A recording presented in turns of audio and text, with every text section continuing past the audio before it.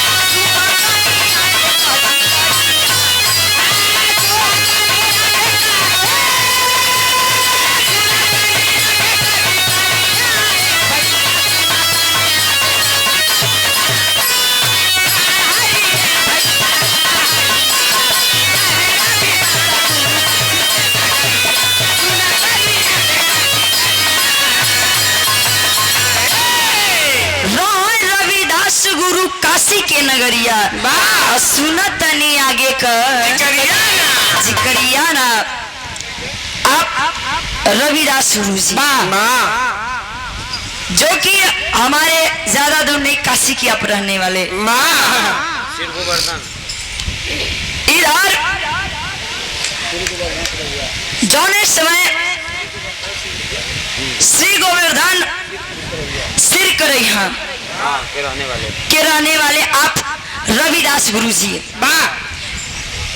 इधर जौने समय रविदास गुरु जी के जन्म भइल बाबा बाबा भइल का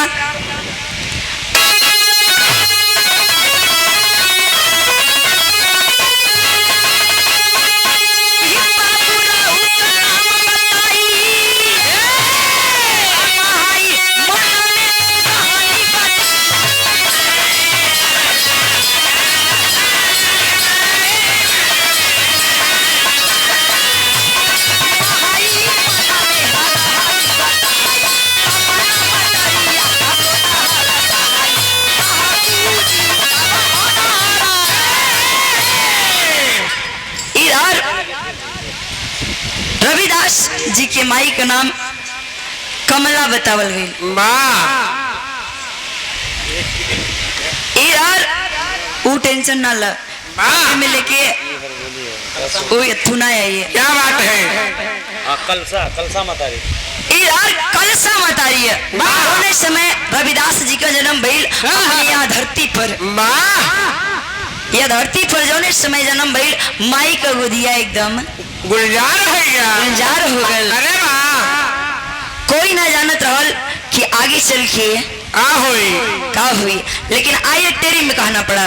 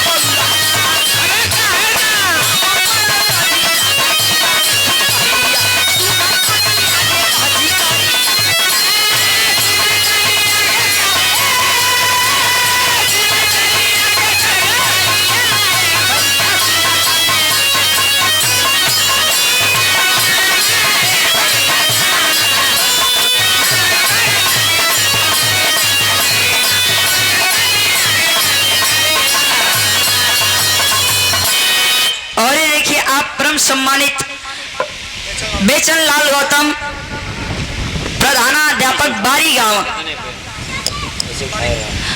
गांव के पवन वसुंधरा से ये आपकी तरफ से 100 रुपए का पुरस्कार। जय भीम नमो बुद्धाय साधुवाद करते हैं। अरे अब बड़े भैया विनोद पटेल भट्टा वाले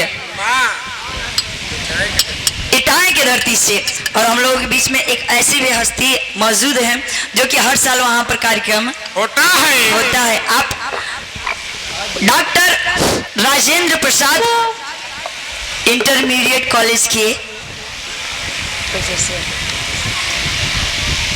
आप आज हम लोगों के बीच में आए, बहुत बहुत बहुत बहुत आभार प्रकट करते हैं इसके लिए। और हम चाहते कि अगर 1 मिनट के लिए आप मंच पर आ जाते। आपका स्वागत है। माला और साथ ही साथ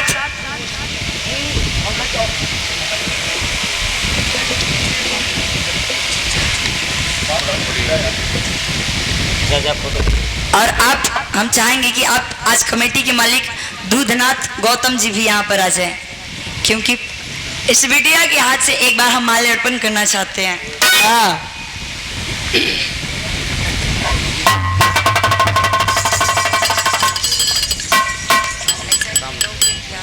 सामने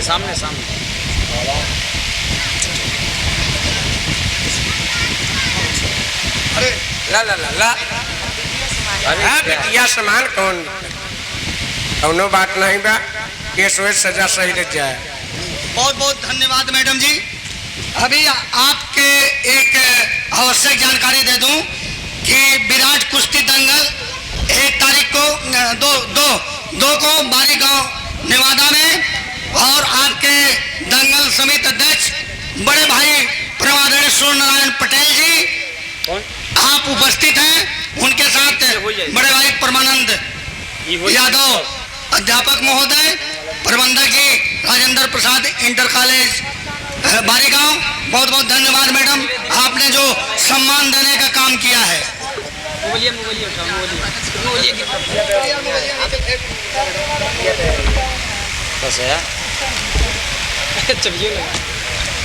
अरे यार यहाँ से दिख रहा था भैया, तो एकदम गंवार है।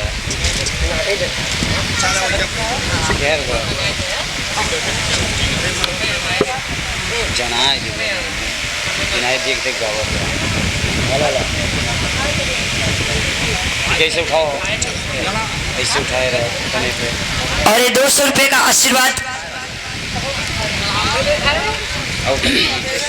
आप माननीय Shri doctor Rajendra Prasad intermediate college द्वारा ये आशीर्वाद फिर से प्राप्त हुआ। बहुत बहुत पहले की प्राम है, जहाँ अगले साल फिर हम लोग का आमंत्रित हुआ, और जहाँ पर फिर से एक बार हम लोगों को आमंत्रित किया गया है कजरी गाने के लिए अगले साल कृष्ण जी के बरही के दिन। आइए इधर कहानी पर गौर करिए। धीरे धीरे कुछ दिन बीत गई, और जब दिन बीते लगल इधर रविदास जी 10 से 12 साल के भैलन, और जब 10 से 12 साल के भैलन तो गुरु के पास चल दिलन, लेकिन गईला ना कहाँ।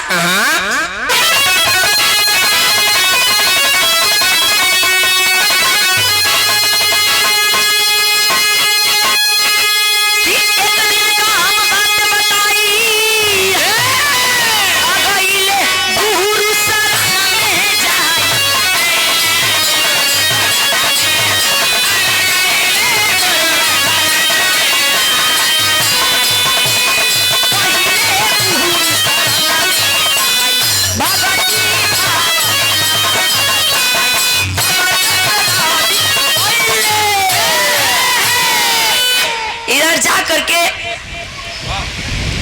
भगवान के शरण में, गुरु के शरण में जा करके भक्ति में रम गए, और इस तरह अपने आप को रमा लिए भक्ति में।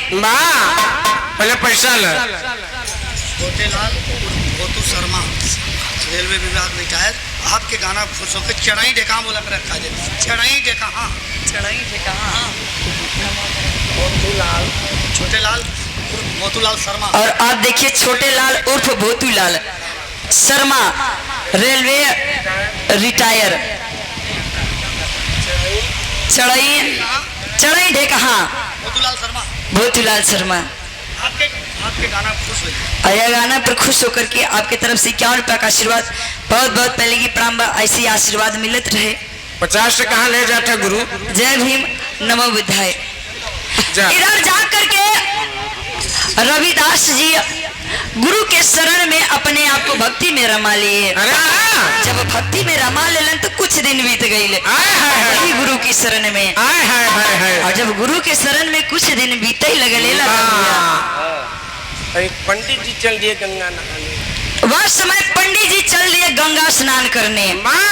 जब पंडित जी गंगा स्नान करे चल लेलन वह समय रविदास जी कहलन पंडित जी पंडित जी अगर गंगा स्नान करे जाते हुआ हमरो सामान ले जा तो एक हमरो अर्जी बाप से कि एक ले जा पैसा चार ना पैसा ले जा पैसा ले जा। और जब गंगा जी जात हुआ स्नान करे तो वही गंगा जी में गंगिया के गंगिया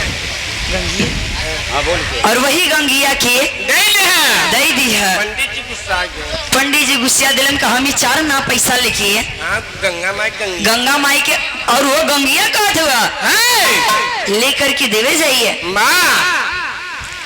लेकिन बाबू इधर भइल का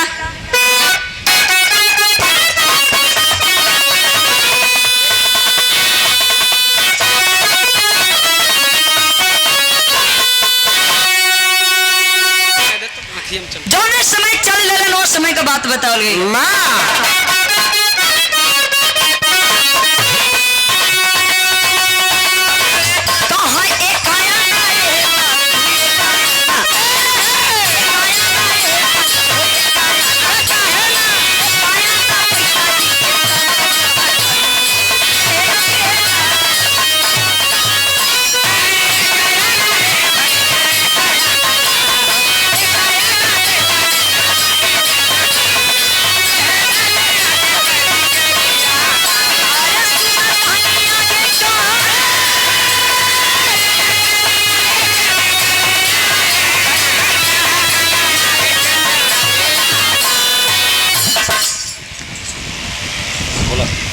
अपने जो कि पैसा बड़ा संभाल के ओके रख ले रहलन।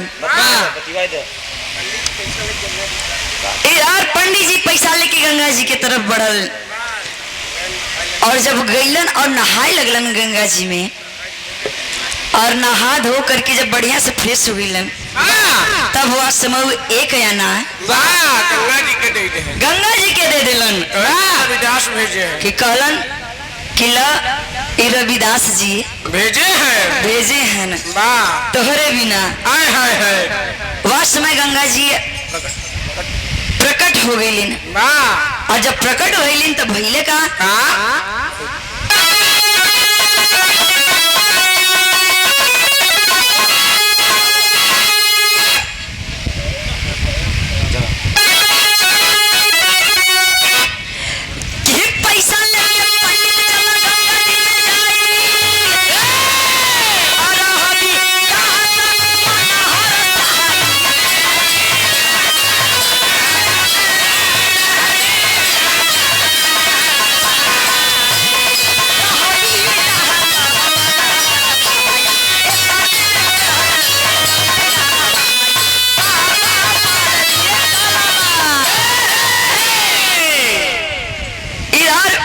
गंगा जी प्रकट भइलिन तो कहलिन एक सोना का कंगन पंडित जी के दे दें और कहलिन कि ले जा करके एक रविदास के दे दिया। लेकिन जब वो कंगन ले करके पंडित जी रास्ते में आवे लगलन तो मन में लालच समाये लगल लेके चला गए घरे।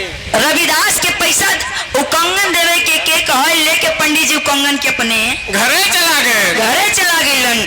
और जब घरे गईलन तो उनकर बिटिया लई ले हाँ तब से पैसा आ गया।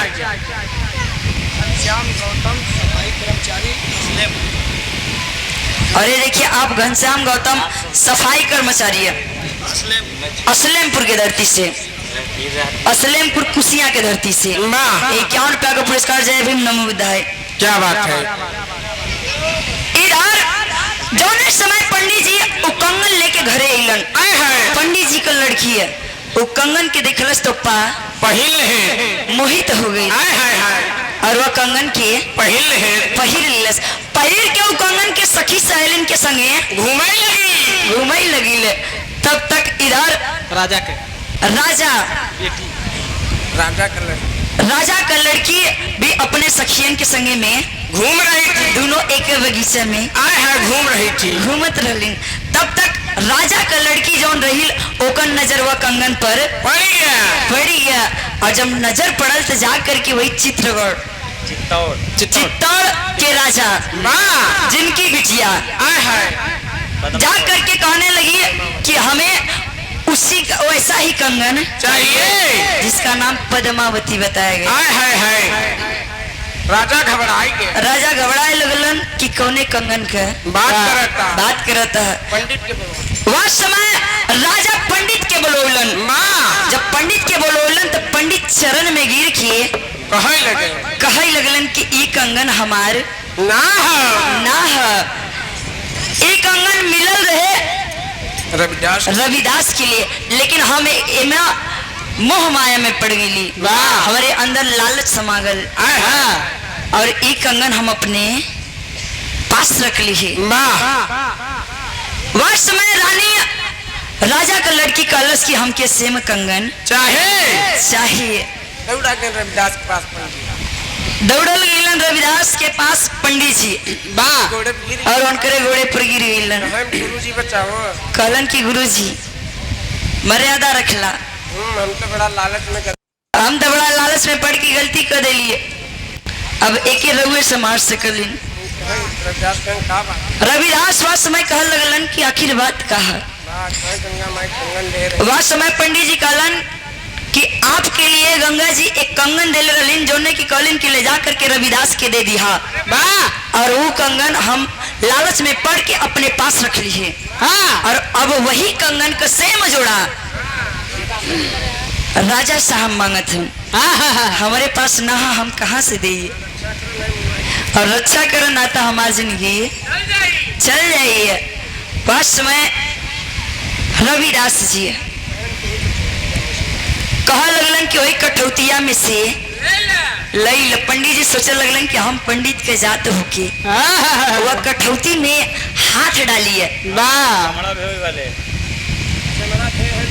और वही में चमड़ा भेले उन काका कलिन हम में हाथ डालिए। तब उसी समय रविदास जी ने कहा मन चंगा तो कठौती में गंगा। वाह, अगर बात सत्य हो तो एक बार जोरदार ताली बजाइएगा। उसी समय पंडित जौने समय वह कठौती में हाथ डालन तो एक कंगन के बजाय कई कंगन सट्टा चलाया रहा। फिर से पंडित जी लालच में पड़े लगलन कि फिर से हमके मिल जाए। वहीं से वह कंगन के राजा का जोड़ा लगल और आज भी इस बात को लोग मानते हैं कि अगर मन चंगा तो कठौती में गंगा। पहले पैसा ला। और ये देखिए आप इंद्रजीत बौद्ध कनावा की धरती से चाचा जी की तरफ से 51 रुपया पुरस्कार। जय भीम नमो बुद्धाय। लेकिन आइए आखिरी भाव में करना पड़ा, इसीलिए कहा जाता है कि धन दौलत किसी के काम नहीं है। अगर अपना मन सही है तो सब कुछ बढ़िया है, हर काम में सफलता मिलेगी। अगर जब है दिल में अगर छल रखे कोनो काम करब कितना मेहनत कला लेकिन तो सफलता प्राप्त ना हुई। आइए आखिरी भाव में कहना पड़ा।